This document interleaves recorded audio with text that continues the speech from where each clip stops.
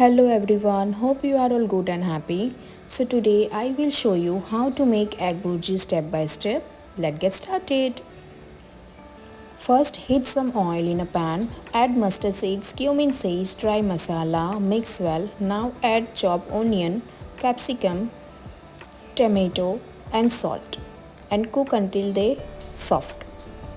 Now add garlic, ginger chili paste and saute for a few seconds.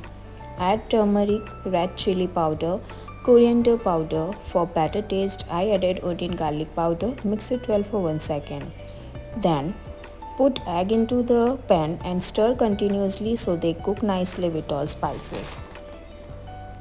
Add some oil for a grease. Add hing, mix well.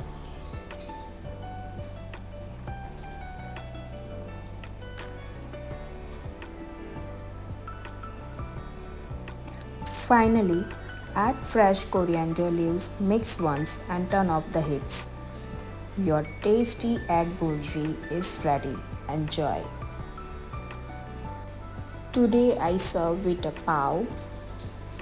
So for pav, take a pan, add red chili, salt, coriander petals, add pav and